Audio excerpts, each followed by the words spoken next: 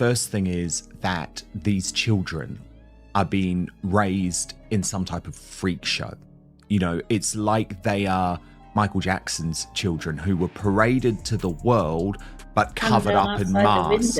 Yeah, but then remember, he covered their identities and their faces in masks. You know, so of course they're very likely to be messed up, growing up with such messed up parents who are using them in such a mucked up manner. So that's the first thing I would say. The second thing I would say on the titles is that I think what Prince William is acutely aware of, and this has certainly been my reporting, is that look at what happened when you allowed to run rampant for so many years, chasing the cash. Harry and Meghan Markle's surrogacy scandal has entered the mainstream media. What if the story everyone believes about Prince Harry's private life isn't the full picture at all? New claims are coming out fast, and they're putting a spotlight on what's really been happening behind closed doors with Archie and Lilibet. Angela Levin has stepped forward with details that are turning heads, and now certain pieces that never quite fit before are starting to click into place. She hasn't had the children herself, or Harry hadn't been involved, then they can't be in the royal line. You know, they have to have royal blood, those little ones, and without that, there's no chance of them becoming a member of the royal family. This case about whether you think the birth was real, whether you think there was a surrogate, whether you think Meghan was wearing a moon bump, the fact is Harry and Meghan lied. Buckingham Palace lied on their behalf. There was a complete cover-up over the birth of Princess Lilibet Diana had been christened. Why would they use a title for their children that represents an institution they loathe so much? Online sources are already talking about how Harry might be handling the pressure, with some saying he seems tense as the spotlight builds around him. With unexpected claims coming out and public curiosity growing, this situation is getting harder to ignore. Is this just rumors getting out of control, or is there something deeper people are beginning to pick up on? And it doesn't stop there. The conversation online is picking up speed, with people debating what this could mean for Harry, Meghan, and their family moving forward. Everyone seems to have an opinion, and the energy around this keeps getting louder. The details being discussed right now are grabbing attention in a big way. Angela Levin walked onto that morning show like it was just another routine appearance, but something felt different right away. She looked calm and collected as always, but there was a sharper edge this time, like she came in ready to push things further. If you know Angela Levin, you know she doesn't play it safe. She's not the type to soften her words or stay quiet just to keep things comfortable. She brings up the questions others avoid and points things out when most stay silent. And that's exactly why people listen when she speaks. And if she wants to do anything politically in America, which is on and off with her, isn't it? She can't do it with a title. So what's she worried about? Just drop out, but she won't, because she's so determined to get her own back. And that it needs someone strong like William who's going to absolutely push it through. I absolutely agree. Things were dealt with a bit more, you could call it aggressively, when it came to errant members of a royal family. You sent them off to war and hoped that war took care of the rest, sort of thing. And so I think in this sort of modern era, you do actually need some way to, discipline may sound like a harsh word, but to share with them, hey, you're part of this. You have to be a situation like Harry, because Harry and Meghan left in part because they thought they could just do whatever the heck they wanted. Nobody was going to tell them no. So when Prince Harry's name came up, this wasn't light conversation. She didn't stay on surface level topics or small updates. She went straight into areas that have stayed quiet for years, especially when mentioning Archie and Lilibet, and you could feel the tension rise instantly. Viewers at home likely didn't expect it to go in that direction, and the mood shifted fast. What started as a normal morning segment suddenly felt intense, like something serious was unfolding live. People weren't casually watching anymore. They were locked in. Screens had full attention, conversations paused, and all focus was on what she was saying. Because this didn't sound like typical royal talk, this wasn't about appearances or small public moments, it went deeper.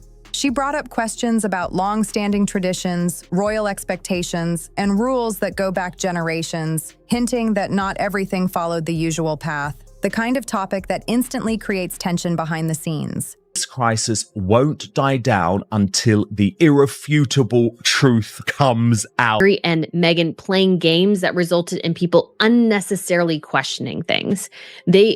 again, every toxicity thing is result of them. A lot of the royal watchers were complaining that they felt like her posts on social media where she barely shows the kids is almost taunting the king, who doesn't know these children, and how unfair this. What made it hit harder was her tone. Calm, steady, almost casual, like a normal conversation, but every word carried weight. No shouting, no dramatic reactions, just clear points that made people stop and think about what was being said. And within minutes, everything took off online. Clips spread fast, reactions poured in, and people everywhere started breaking down every detail, trying to understand what it all meant. Everyone watching had the same reaction. Wait, did she really just say that out loud? It felt like one of those moments you replay in your head because you're not even sure you heard it right. Even the host next to her looked caught off guard, shifting in their seat like this wasn't part of the plan at all. But Angela Levin didn't pause. She stayed steady and kept going, like she knew exactly where this was heading. And that's when things got even more interesting. She pointed out something most people never question: the way royal births have been handled for generations. There's usually a clear process: official announcements, statements from medical professionals, public appearances, and carefully structured details shared with the public. It's all part of a long-standing royal protocol. And Meghan just thinks she's too wonderful to be left out of it, and she will win because she'll go to court if she doesn't keep her title. I don't know, it's very hard. It's very hard to lose your title, but I do really hope that it's taken away. I mean, she's complained for over 6 years now what a terrible time she had. She was nearly wanted to kill herself. She didn't want to live. Then what trying to get back in there somewhere. Nobody wants her. She's not going to listen to anything she's been told. So you can't really put them into the Buckingham Palace and say, look, if you feel like doing any work, do it. And if you don't, because that's not going to be a way that Harry doesn't mind that, which is extraordinary.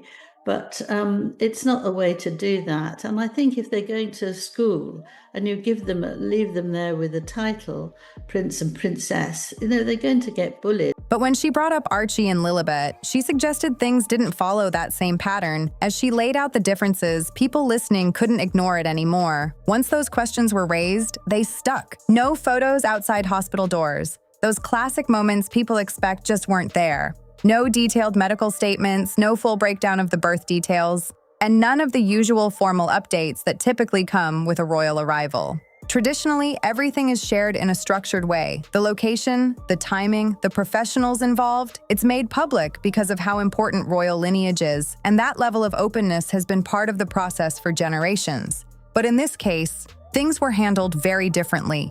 Harry and Meghan kept everything extremely private, with very limited information released, and that's when people started noticing small details that didn't fully line up. Some timelines felt unclear, certain details seemed to shift depending on the source, and a few images even sparked discussions on their own.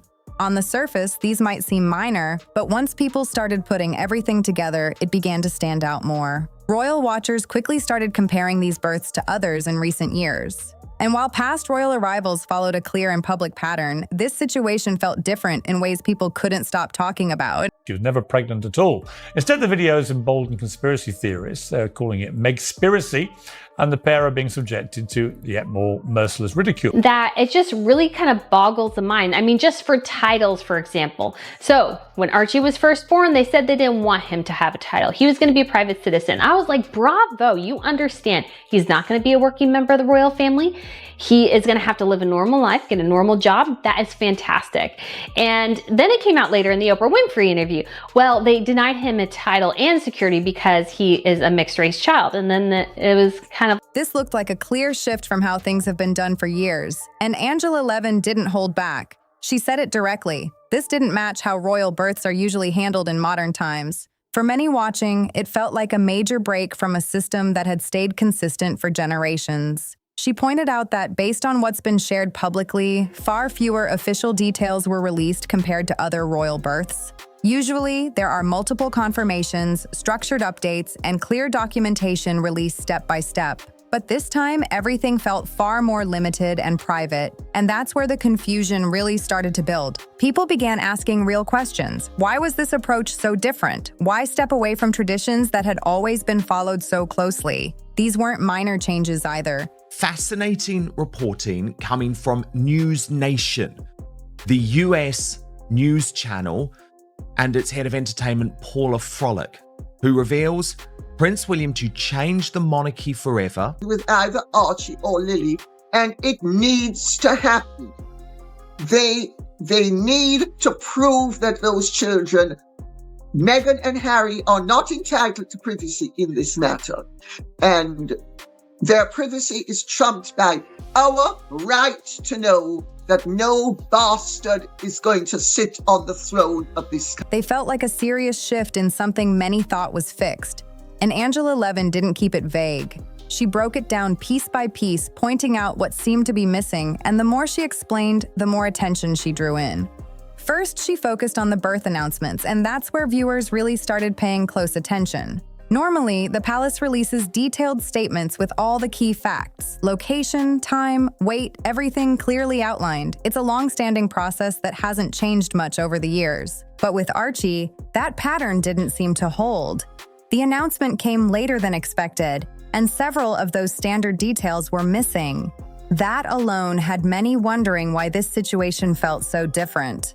Then came the timing, and that raised even more questions.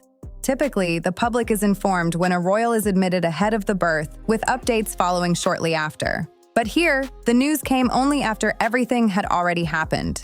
It was shared on a timeline that felt far more controlled and private, and that stood out immediately. And it didn't stop there. Attention quickly turned to the location as well. Different reports pointed to different places, but there was no clear confirmation to settle it, which only added more curiosity. That kind of uncertainty isn't typical for royal events. Usually, details are precise and consistent, but this time, things felt far less clear. Even the timeline itself became a talking point. When comparisons were made between the shared details and how long certain trips or events usually take, some started to question whether everything lined up as expected. That only added to the growing curiosity.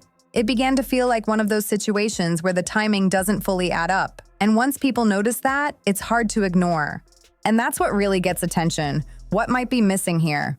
Duchess of Sussex, no longer HRH, was safely delivered of a son, and she and her child are both doing well. So back to the tradition of putting out a framed bulletin or a gilded easel outside Buckingham Palace after royal births has been going on since 1837, so it's a cool tradition. And George, Charlotte, and Louis' easels listed the doctors' names with signatures, birth weight and time, and referenced the royal family. Well, Harry and Meghan have never provided any evidence for that highly incendiary claim. It's not like they haven't had the chance to. After all, they pumped out 6 hours of self-indulgent bilge on Netflix, trashing Britain and the press for its racism. When details don't line up cleanly, it naturally leads to more questions, and people start taking a closer look at everything. Then came the photos, adding another layer to the discussion. Some images from Meghan's pregnancy drew attention because a few viewers felt certain things looked slightly unusual. Nothing confirmed, but longtime royal watchers noticed differences compared to what they had seen before. And when photos of Archie were finally released, they were limited and carefully selected. That stood out too, especially since people are used to more open, traditional photo moments when royal babies are introduced. What pushed the curiosity even further was what didn't happen afterward. Usually, when questions begin to circulate, official clarifications follow quickly to settle things. But this time, there was very little follow-up, and that silence kept people guessing. So naturally, the internet stepped in. People began analyzing timelines, revisiting past statements, and piecing together every small detail they could find. Some believed there were simple explanations, like wanting more privacy, which is understandable, but the conversation didn't slow down. It only grew louder. Some felt it was about protecting their children from intense media attention, which makes sense. But others started forming more complex theories, trying to explain why everything seemed so tightly controlled. Online spaces filled up fast with debates. Comment sections turned into full discussions, with users trying to connect every dot and figure out what really happened. No matter what side people were on, it all came back to the same issue. There were gaps, missing details, unclear timelines, and unanswered questions that kept standing out. And once those gaps were noticed, they became hard to ignore. As Angela Levin continued pointing out what seemed to be missing, more viewers went back and rechecked everything with a fresh perspective. And for many, it didn't match what they had seen with other royal births. So the big question became, how did Prince Harry respond to all of this? Reports began suggesting he was under serious pressure as the story spread quickly. Instead of addressing every question publicly, it seemed the focus shifted toward handling things more privately behind the scenes. The result of the bizarre conduct of a cheap hustler and her dope of a husband is entirely unnecessary and should be cleared up. There is no justifiable reason why the British public should have to put up with a doubtful situation when it has been generally accepted practice since 1688 that all royal births should be publicly attested so that there can be no question as to the entitlement of an infant to his or her place in the line of succession. Meghan's Netflix series, released to the world this morning, is packed with, well, not really revelations, are they? It's sort of rehashed old revelations with a new twist. As it turns out, we've apparently been wrong all along. Britain is a nasty, racist hellhole where only magnificent Meghan stood up to all this and the world's biggest victim. As the discussion kept growing, reports described rising tension behind closed doors, phones ringing nonstop, urgent meetings taking place, and teams trying to keep up with how fast everything was moving. It gave the impression that everything was happening at once, very quickly. And when a reaction looks that intense, it naturally leads to more questions. If everything is straightforward, why not clear it up calmly and move on? That's what many viewers were thinking as the situation kept unfolding. What really stood out this time was how different the reaction felt compared to the past. Prince Harry had always been seen as someone who could handle pressure after years of media attention, but now everything seemed far more tense, and people online picked up on that shift right away. Social media didn't wait. Platforms filled up quickly with reactions, opinions, and debates, and the response itself became a story on its own. Even those who usually supported him started questioning things, trying to understand why everything suddenly felt so intense and harder to manage. After that, the focus slowly moved away from what was actually said during the broadcast. Instead, attention shifted to how everything was being handled behind the scenes, which only made the situation grow. Some reports suggested he seemed overwhelmed, saying he was making calls himself and trying to control the narrative, while others claimed the more he stepped in, the more chaotic it started to look, adding even more pressure. At the same time, people around him were reportedly trying to calm things down and bring some structure to the response. But from the outside, it didn't look like things were slowing at all, and that only made others more curious about what was really going on. It comes down to perception. When someone reacts strongly, people start wondering what's behind it, and that contrast became very clear here. On one side, Angela Levin stayed calm, steady, and direct, simply sharing her perspective without raising her tone. On the other, the response connected to Harry felt much more intense, and that difference didn't go unnoticed. Online reactions kept building. Some questioned why everything seemed so heated, while others debated what it could actually mean, and even longtime supporters started to feel unsure as the story kept gaining attention. And it didn't stay limited to social media. Late-night shows in the US began making jokes about it, British tabloids picked it up almost immediately, and YouTube commentators started breaking down every detail they could find, turning it into an even bigger discussion. What could have been handled with a simple clarification turned into a full spotlight moment, and right at the center of it all was Prince Harry, with attention only continuing to grow. They decide, okay, well, we have to come out and show the baby in some way, but we're not coming out to the street. The filthy masses are not going to have anything to do with our kid. So then they show up and there's Meghan in her white dress with Harry, and he's holding this completely still baby. Yeah, nobody set out to destroy you.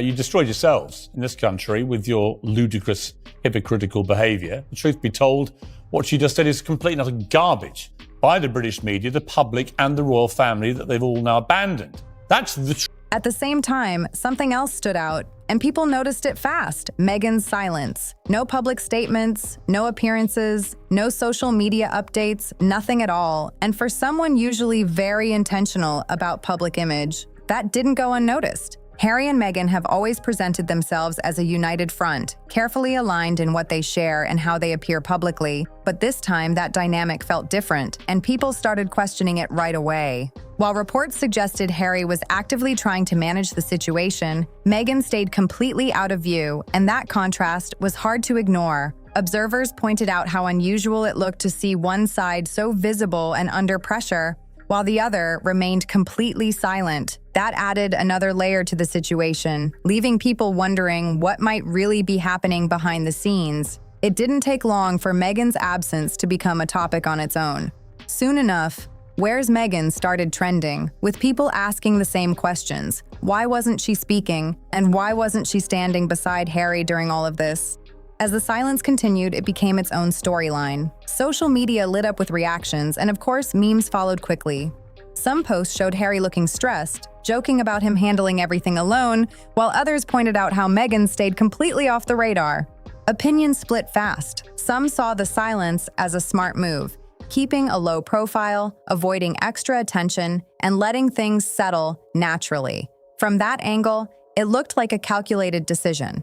But others saw it differently. To them, it looked like Harry was left to deal with everything alone, facing all the pressure, while Meghan stayed in the background. And that contrast became more noticeable over time. For a couple known for presenting a strong, united front, this moment felt different, and people noticed it. One side was highly visible, dealing with pressure in real time, while the other remained completely absent, and that shift left many questioning what was really going on. In the past, they appeared together, backing each other up and responding as a team. But this time, Harry seemed to be handling everything on his own, while Meghan's absence kept people talking and guessing. Royal commentators quickly started weighing in, bringing even more attention as the discussion kept growing louder. Some described her silence as strategic, others saw it as distant, but everyone agreed on one thing: it was impossible to ignore. They're legally covering their backs. There's just too many unknowns. And then, of course, we have that the doctor that allegedly delivered Lily quit her practice 2 weeks after giving birth to Lily or delivering Lily.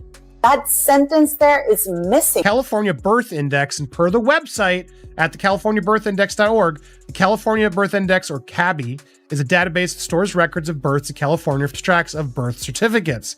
Putting her full official name of Rachel Meghan Markle, you can see that the official record shows. When someone so visible suddenly disappears, people are going to talk. And the longer that silence lasted, the more the speculation grew. Questions came up fast. Was she stepping back on purpose, waiting for things to settle? Or was there a disagreement behind the scenes about how to handle everything?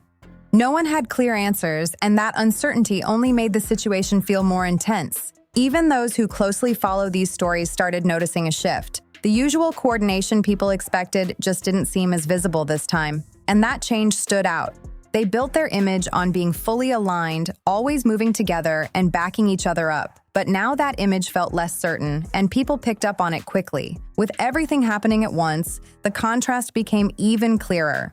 Harry was out there, visible and under pressure, while Meghan remained completely silent, and that difference made the situation feel even bigger. No matter how you look at it, that contrast raised a lot of questions. At the same time, Angela Levin's approach was drawing just as much attention, but for a different reason. She didn't come in loud or over the top. Instead, she stayed calm, focused, and deliberate with her words, and somehow that made everything land harder. When someone is shouting or making big claims, it's easy to tune out. But when someone speaks calmly, lays things out step by step, and asks direct questions, it hits differently. It makes people stop and actually think about what's being said. Levin's style was simple but effective. She focused on what was already public, pointed out what seemed to be missing, and let viewers form their own opinions. That approach kept people watching, listening, and questioning what they thought they understood.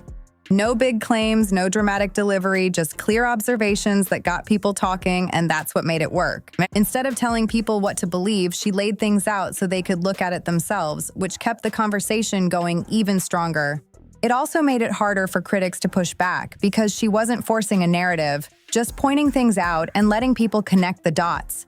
Fewer titles mean there is less of a chance for a degenerate like Prince Andrew, now called Andrew Mountbatten Windsor, to slip through.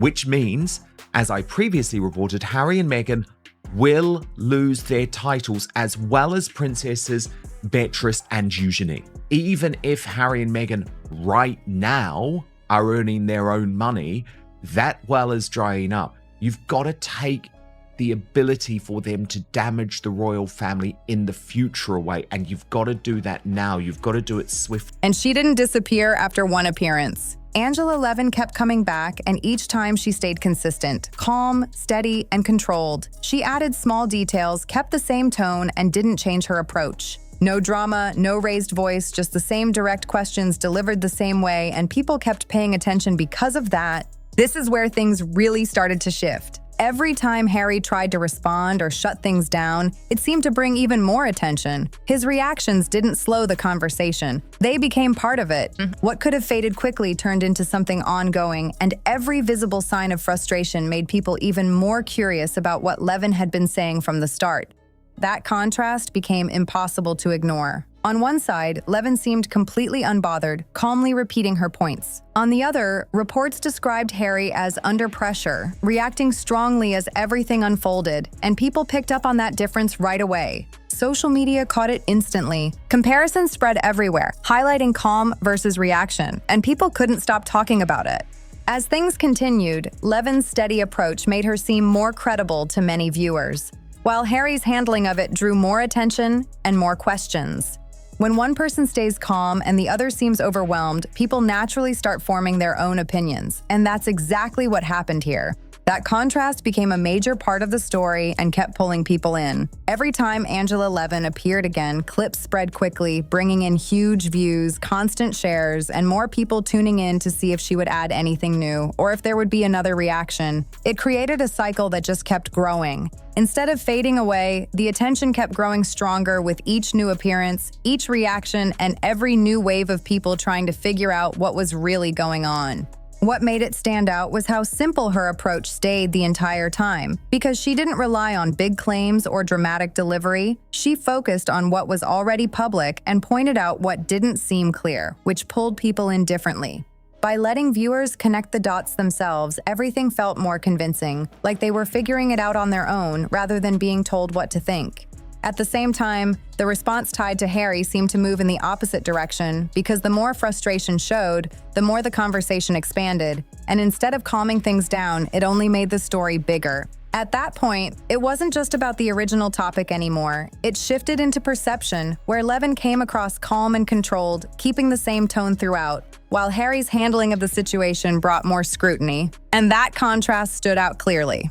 From there, things escalated quickly, turning what started as one morning segment into a global media storm, with coverage spreading everywhere and the spotlight growing by the day.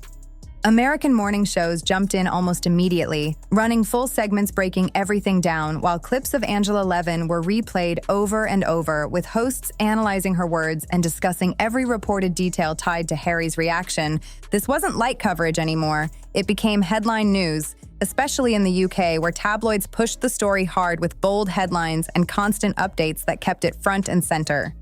The shift in public perception felt sudden because one moment Harry was seen one way, and the next he was at the center of global conversations filled with debate, opinions, and nonstop commentary. Late-night shows added even more attention, with comedians building full segments around the situation and pointing out the contrast between Levin's calm delivery and the intensity of the response being discussed online. At the same time, the story spread across the internet, with reaction videos, breakdowns, and discussion threads everywhere, pulling in people who didn't even follow royal news before but now wanted to keep up with everything. Content creators started reenacting moments, analyzing timelines, and sharing clips that reached massive audiences, turning one broadcast into a full viral moment that just kept growing. And that's what kept it alive, because strong reactions mixed with fast-moving clips created a non-stop content cycle where millions of views kept feeding more discussion instead of letting it fade. Even viewers who didn't care about royal traditions were now watching updates, following the story, and forming their own opinions as it fully crossed into mainstream entertainment.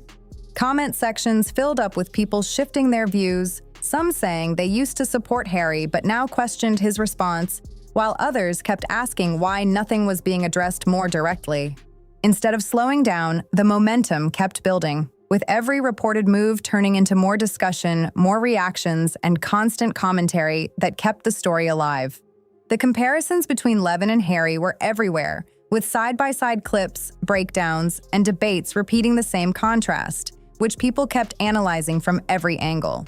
TV panels, online creators, and global audiences all joined in, turning this into a story that refused to fade, especially because it had everything: uncertainty, strong reactions, and unanswered questions that kept people hooked. At this stage, Harry had become the center of attention online, and not in a positive way, as every news cycle brought new coverage, fresh reactions, and more analysis that kept everything moving. What started as one TV segment had turned into a global moment, spreading across television, social media, and even major outlets that don't usually cover stories like this. Then things shifted again, and this time it felt more serious, because Angela Levin brought up how these unanswered questions and missing details could connect to Archie and Lilibet's position within the royal structure, changing the direction of the entire conversation. Now it wasn't just about public curiosity, it touched on long-standing traditions and how information about royal family members is usually handled, where clarity has always played an important role. Public records, formal announcements, and established processes have always mattered, so when something appears different, it naturally draws attention and raises more discussion. Once that angle entered the conversation, the intensity grew even stronger, with more people starting to think this could have wider implications than they first expected. And after everything that's been said, one thing still stands out, because Angela Levin didn't shout, didn't exaggerate, and didn't overplay anything. She simply asked questions, and somehow that was enough to shake everything up. So now it comes down to you. Do you think Angela Levin was simply pointing out what was already there, or did she go too far this time? Why do you think her calm approach hit harder than anything else we've seen so far? Do you think the questions she raised deserve clear answers? Or is this being blown out of proportion? And what do you think caused such a strong reaction worldwide? Drop your thoughts in the comments. I'm curious where you stand on this, and if you want more breakdowns like this, make sure you like, subscribe, and share so you don't miss what's coming next.